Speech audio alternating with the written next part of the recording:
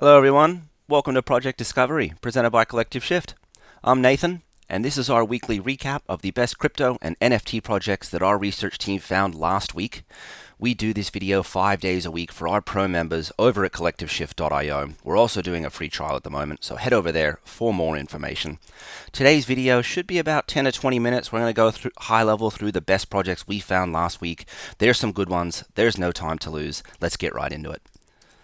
First up today is Crew Cubed. This is a platform simplifying community contributions with gamified tasks, smart reviews, and integrations. Now, they're in private beta at the moment. I reached out to them on their Discord. I got a little secret code, and I was able to, little passcode, and I put it in there to get into the secret beta. Now, I won't connect my wallet on the call today, but we can go through some of the features. So if you want to go and check out their private beta, go into the Discord, reach out to someone and say, love to try the tool out. If we go back to their Twitter, we can come down a little bit and get a look at what's going on here. We're building a DAO operating system in which we're trying to manage contributions. And as you can see here, they're breaking it out into quests. So tasks for people to do, a leaderboard to see who's your biggest contributors, reviews, who's the members, and then also a settings section as well.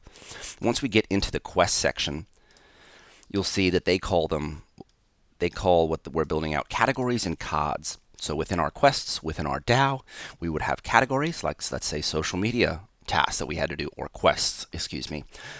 We would create a social media category, and under there we would create tasks, quests for people to fill out. So here's an example from Other, and their quest is recruit homies. So they want to recruit people for their DAO.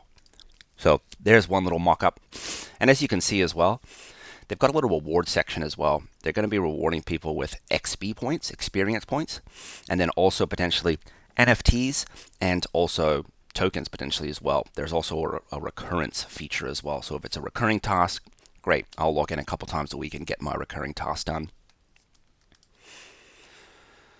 Additionally, they've got levels. So they're going to be breaking out your contributors in your DAO by levels and the quests that they complete. Then they've also got reviews as well. So if we have a quest, this one was called Meme Lord, create a meme about a project. Well, there can be a review process as well. And let's say, okay, great. Did the person who said they contributed and completed the quest, did they do it correctly? So we can come in here and actually have a review period and then have a confirm or reject whether that quest was completed correctly. So we can actually prove whether contributions were, don't want to say legitimate, but actually, if the quests were actually completed. Very, very cool there. And I think that's actually about it for our mock-ups. New features are coming soon. They just tweeted yesterday. So that's Crew Cubed. Simplifying community contributions. They're building out DAO operating systems. Unlock the superpowers of your Web3 community with gamified tasks, leaderboards, and network effects. So this is another wonderful example of DAO operating software that we're seeing really pop up kind of everywhere. We're seeing all different types of DAO operating software being built around DAOs as we all start them with NFTs, with tokens, whatever we're tokenizing. And there's a bunch of people building for various aspects of DAOs, governance, treasury, in this case, contributions. So operating software with Crew in beta. Really, really, really cool project. Next up, no less cool, is Storyverse. Storyverse is a platform to bring our NFTs to life with interactive animated stories. That's really their valuation proposition here, and you'll see it in just a second. They're calling it Storyverse. If we click into their website has a very, very cool introductory animated interactive story. And here is what they mean by an animated interactive story. It's pretty much just that. We've got an animation, we've got a story, it's interactive. I'll click on the terms of service down here because this actually takes us to Playco. Playco is the world's first instant gaming company focused on building games that people can play together without any additional app downloads. Cool. So they're the founders and creators of Storyverse. We'll head back in and we'll just try out the animated interactive story because it's super cool, like really, really cool. So we've got a doodle, we've got a cool cat, we've got a bored ape, and we've got a cryptodes. And now we've got another bored ape. and we've got a little story that's going on here. I can click through. As I click through, we're getting to see more and more words.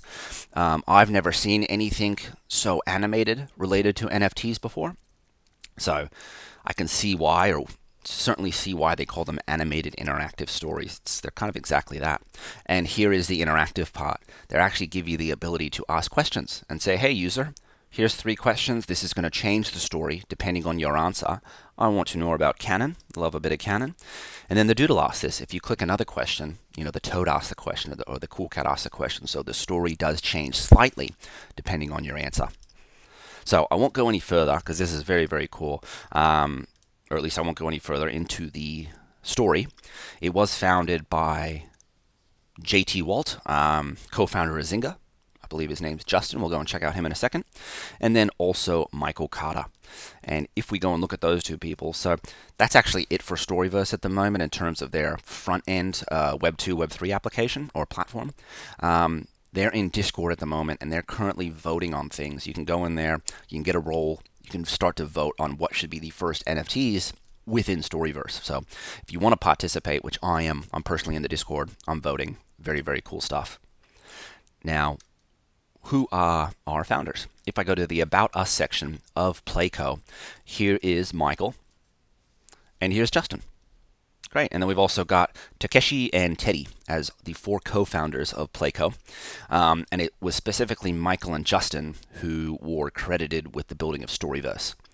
And like I mentioned, Justin was the co-founder of Zynga, a uber successful, ridiculously successful mobile applications gaming company. And then also Michael, who I think founded WebSocket, a computer, I didn't actually know what WebSocket is, a computer communication protocol used by over 2 billion devices. What a legend. Cool. So we've got some very influential, meaningful people who have done stuff outside of crypto in the past. They started Playco, and Playco is the parent company or the labs that is sitting above Storyverse, our interactive animated story platform bringing NFTs to life. So really, really cool intro. They just announced themselves last week, and people were really impressed with that animated video or animated story. And that's Storyverse.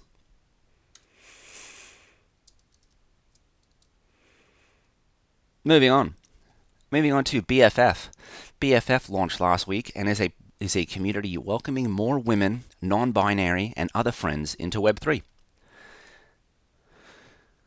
If we check out their website is pretty impressive. They're starting a new community for the crypto curious. If we come down to their leadership is very impressive. Hosted by 50 plus leading women in different industries, famous women like Mila Kunis, Tyra Banks, Gwyneth Paltrow, Randy Zuckerberg, who I think is Mark's sister, who's quite active now, Lee Jin, the VC. So got a solid list here. And since they started and created their community, I think they've hosted a few YouTubes. They've been very welcoming and educational. They're very education based for people that want to get into crypto.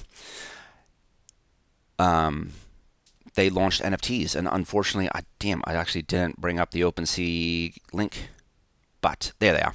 They launched bracelets last week, and they airdropped bracelets to a certain amount of people. Let's see if I can get in there. Unfortunately, I can't. But here are the bracelets. They were started off at about 0.3 for their public trading, and then when I looked at them late last week, they went up to about 0.9. So they are BFF bracelets, and they're kind of your NFT, your membership NFT to be part of the BFF community.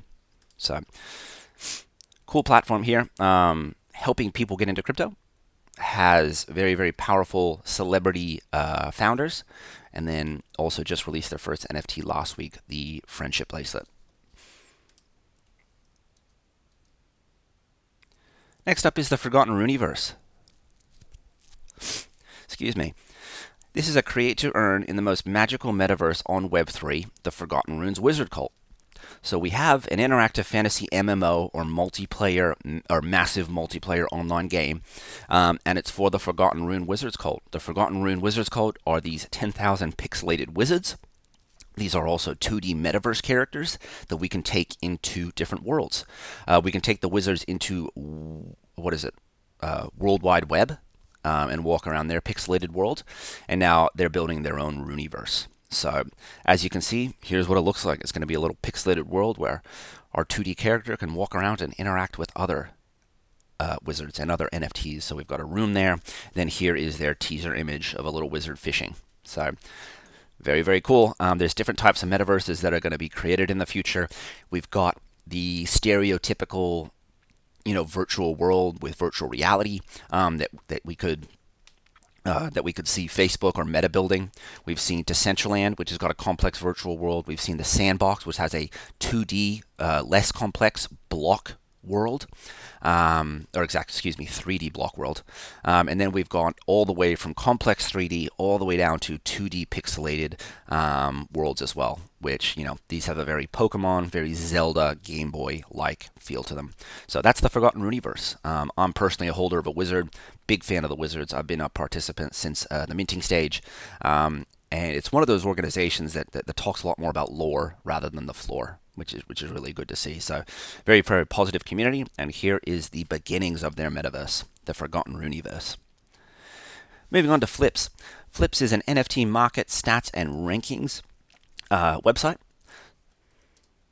And here is our webpage. Won't talk about this one for too long, but if you're looking for floor prices, really, really great place to come and get some information on floors and rankings. We can click into CloneX, and CloneX, which just launched something, I think over the weekend, I think they launched Monolith or something. We can come in and get a floor price chart, which is really, really clutch. So very, very cool. They've also got a dashboard. I don't think we can connect our wallet yet, but that's fine. So that is Flips, an NFT market stats and rankings platform that I thought was very legit. Next up, we got Andsub, subscription NFT memberships. Something that I think is one of the holy grails of crypto is the SaaS subscription membership and how that's going to change with tokens. What does the SaaS tokenized subscription look like?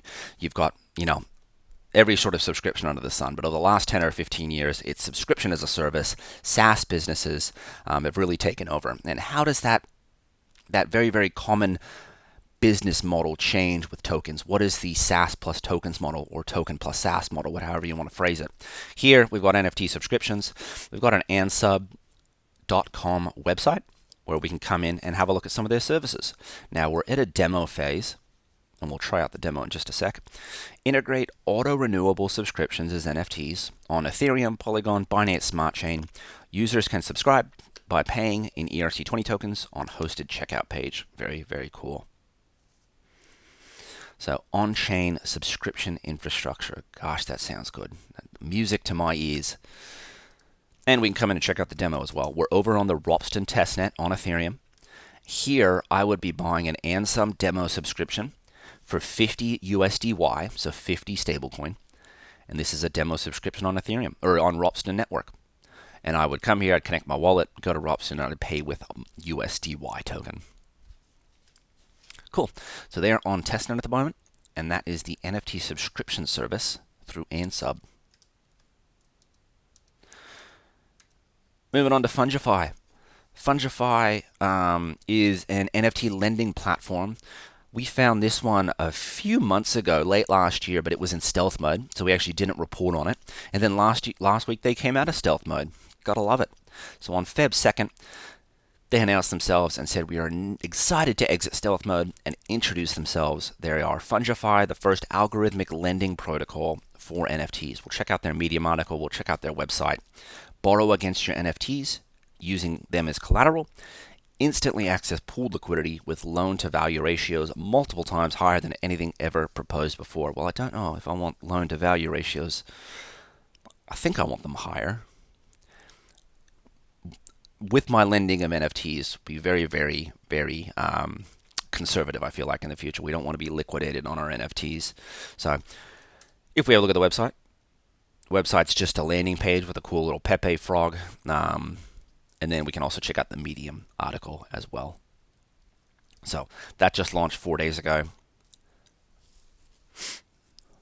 not too much information there, but we do have a nice mock-up here that can show us what the platform will look like in the future. We will have our list of NFTs that is potential collateral that sits in our wallet.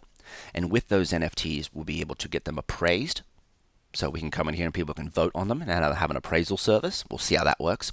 And then the more traditional business, we can sell and we can also borrow on our NFTs. So I could take this World of Women and say, you know what, I'm not going to sell it for a while. Let me deposit it into the Fungify protocol for say 3, 6, 9 months, however long, and I will get a small APY or a high APY. We will see. There was one other we found last week. Yes, good. Pawn protocol. We'll talk about them next. So that is Fungify. Fungify is an out-of-stealth lending and borrowing platform for NFTs. For those that haven't seen these videos over the last couple of weeks, 2022 has been a massive, a massive theme in 2022 has been NFT financial services. We are seeing financial products being built all around NFT collections. Similar to DAO operating softwares building around DAOs, we have NFT financial services, NFT financial market services being built around NFT collections. So that's Fungify. We've also got another one being built as Pawn Protocol. Infrastructure for NFT liquidity. Access the Pawn Protocol via Arcade XYZ and put your NFTs to work. Arcade XYZ is a DeFi lending platform that's focusing on NFTs. And now, I've lost it. Let me go back. Excuse me 1 second. Let me just go back to, I'll have to look this one up. Pawn Protocol. Give me 1 second. I do want to show you something here with Pawn Protocol. We were just talking about with Fungify that we could deposit our World of Women and potentially earn some APY or some APR, some annual percentage yield. And then that spurs the question, what type of yield are we talking about here? How much is it going to cost me if I want to borrow money from an NFT lending protocol? And how much money am I going to earn if I lend on that lending protocol? So here we've got Pawn Protocol, and they are already starting NFT loans, getting very excited about it. So they've tweeted 3 times. They've completed 3 loans. We got a new loan for CryptoPunk 4558 for $100,000 USDC at 15% APR for 90 days. So it's going to cost you 15%. And you're going to, for 90 days, for a $100,000 loan on a CryptoPunk. I don't know the 4558. So potentially that's an asset anywhere worth 250,000 plus. Maybe 200,000. I think the floor is at 200. So don't know what type of CryptoPunk that is. Another loan was for 97 ETH, 25% APR, 90-day loan on 48 sandbox land plots. That is so cool. They are already borrowing money with virtual land. Wild. So they're paying 25%. We had 15% before. What else do we have? We got a art basket loan. 1.25 million USDC borrowed. Good stuff. 180 days, 15% APR, funded by some people. And then we've got collateral. It's an art basket. So we've got Ferocious in there. We've got Silver Surfer, Decentraland, Murat Pack. So Pawn Protocol is another example of an NFT lending platform. And we've already got some price points as well with amount borrowed on the assets. So we could estimate a collateralization ratio there, which would be the assets divided by the borrowed amount. And then we could also see the duration and, of course, the interest rate as well, which is what most people are interested in. So Pawn Protocol already giving us examples of users and probably most likely whales borrowing on their NFTs. Next up, Putty. Putty is a Web3 options market for ERC20s and NFTs.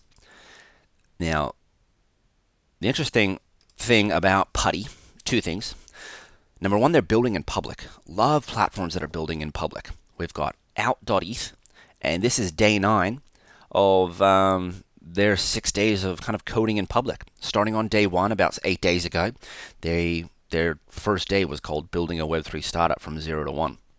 They've gone through smart contracts, rebranding, creation modal, adding WETH approvals, set up multi-chain, add new logo, use Alchemy NFT API. Ooh, getting excited. So that's Putty. They're building in public, so if you're really committed, you can go in there, follow along, and really build alongside Putty. And they've got a Discord. They also have just an NFT or a website landing page. So they're building out a platform for options and ERC20 tokens for your NFTs. So hedge your downside risk with put contracts. So it looks like they want to build call and put options for NFTs. And the other cool thing about this is Putty is on Optimism. If I go to who they're following Optimism, they're following Quixote, so they're going to be using Quixote as their NFT marketplace, Optimism as their blockchain. Moving on to cal.com. Let me go find the Twitter so we've got a bit of consistency here. Here is cal.com. This is a scheduling infrastructure platform, and you're like, Nat, we're talking about crypto and NFTs here. What are we talking about scheduling software for? Well, cal.com, the legends, have gone and developed Web3 capabilities. God bless them. We are expanding the capabilities of our wallet to be more than just a financial asset for us, or not asset, but a financial tool. We are going to be connecting our wallets to written publishing platforms, video publishing platforms, and in this case, video conferencing software. Meet people with the same tokens, only book and allow bookings from people who share the same tokens, DAOs, NFTs. So we're extending token gating from websites to video calls. There's that phrase called token gating.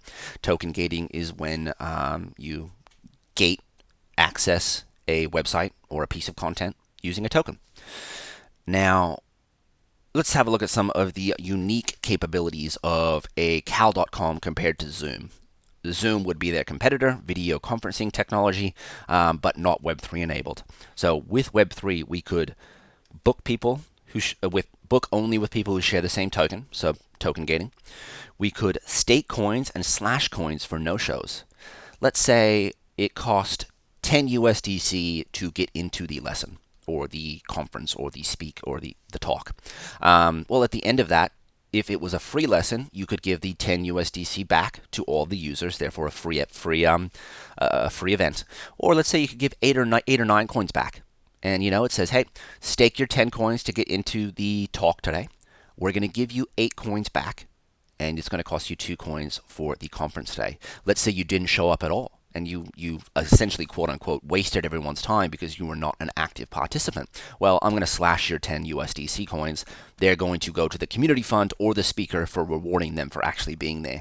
So the staking of coins, the slashing of coins, the partial redistribution of coins that have been staked to pay for video conferencing, I think these are all going to be very, very common things we see in the future. Gone are the days in about 5 or 10 years of just logging onto YouTube and spinning up any video you want. But we'll see. This goes all back to economic model, revenue model, and there's far larger things to discuss here when we talk about that. We could also ask for crypto payments to be booked. So not only can we stake tokens and integrate our wallets into individual meetings, just from a holistic kind of macro standpoint, we're adding crypto payments to video conferencing. We're adding a financial wallet to video conferencing, which is something that is completely separated in the Web 2 world. We got a bank account over here completely separated from, say, a YouTube with a separate account. We have to link our credit cards and whatnot. So similar, but a little bit more efficient, effective, hopefully, most likely, using tokens and using Web3 wallets rather than connecting 2 different platforms using credit cards. And that's my little spiel on cal.com because I'm pretty pumped on Web3 scheduling and just the ability to take our wallet's capabilities outside of DeFi, take it into the rest of the world, take it into the written world, the video world. Moving on to 2 different standards platforms last week. Found 2 different resources. Whoever got this far in the video, thank you very much. You're a legend. And I know that you're very deep into crypto. So usually try to keep some of this more technical, very deep stuff to the end of these calls to reward you guys. Thank you for being here. Today we've got two things: NFT Standards Wiki and Epic Wikipedia on all things NFT standards. So come in here and nerd out. We've got a standards section where I gravitated towards. We're talking about Ethereum improvement plans, and we're also talking about token standards as well. So we can come in here, talk about what's different between an ERC20 and an ERC721, the big thing being token metadata, as we know. We also talk about security, NFTs on layer 2s, non-Ethereum standards for NFTs. Focusing on this Luxo one, gotta love Luxo. NFTs in general with licenses, metadata, platforms. Ooh, cool, I'll go back there and check out that metadata one. Oh, Vasa, gotta love Vasa. So that's NFT Standards Wiki, an Epic Wikipedia. It looked like it was up to date. So a wealth of knowledge there to look up on NFT standards and what's going to happen beyond ERC 721. Then the other standards today was OpenAvatar NFT. Gosh, we might have to go through this Twitter account really quickly. Let's do it. We're already at 25 minutes, but come on, let's get to it. The stuff that this Twitter account says is like right up my alley. I absolutely love it. Billions of people will use interoperable avatars. Check. Done so. We need standards to get it right. Wide interoperability across work, gaming, interpersonal life will lead avatars to be seen as a fundamental primitive in the digital world. Just like you have an email and social media account, you will own avatars in the future. Check. Done. Already happening today. This is interesting. PFP NFTs are a proof of concept for avatar NFTs. We typically, as an industry, just bundle profile pictures and avatar into, the same utility. Not quite. A profile picture is just one utility of a larger avatar NFT. There will be avatars worth billions of dollars in the future. Valuable avatars will generate yield and own productive enterprises in the metaverse themselves. Check. I agree with that completely. In the future, your avatars will have their own email and social media accounts, and the experience will be seamless. Check. I believe that too. Ooh, once again asking that someone build an NFT-gated email service. Yes, please. For those that are not as deep into crypto as potentially myself, from my experience, the deeper I get into crypto, the less and less I use email. Email is becoming, I don't want to say, it's certainly not redundant, but email is becoming less significant in crypto. There's other ways, more efficient ways to communicate. So we'll see what happens with crypto and what new thing that we could go beyond the email with. So the OpenAvatar NFT project will implement the first design of a proposed avatar protocol. So cool. Code's already been written.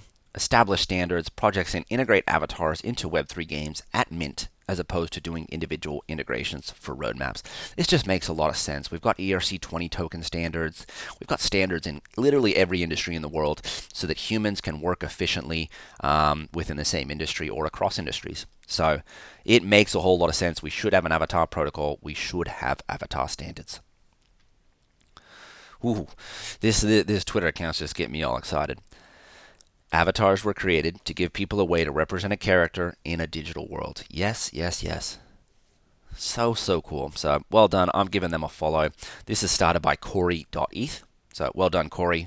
We'll be following along.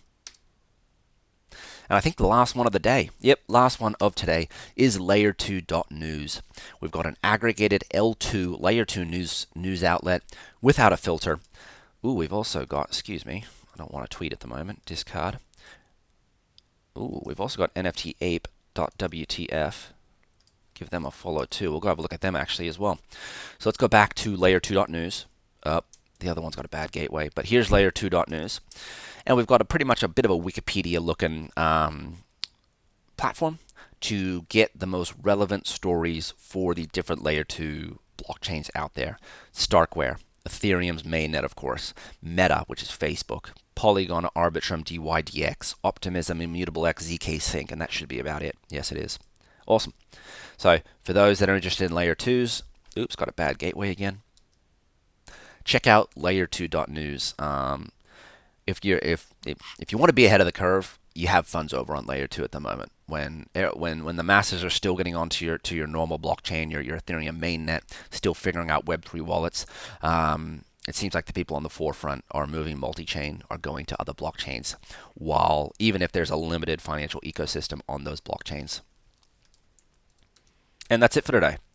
What a great call. That was a good one. Crypto's doing well. So well done to everybody hodling out there. Thank you for being here. Really, really appreciate it. Right on the 30-minute mark. Time flies when you have good projects to analyze. Like I said at the start of the call, we do this call 5 days a week for our pro members. We're doing a free trial at the moment, so head over to collectiveshift.io and check it out. And we'll be back at it next week. Bye for now.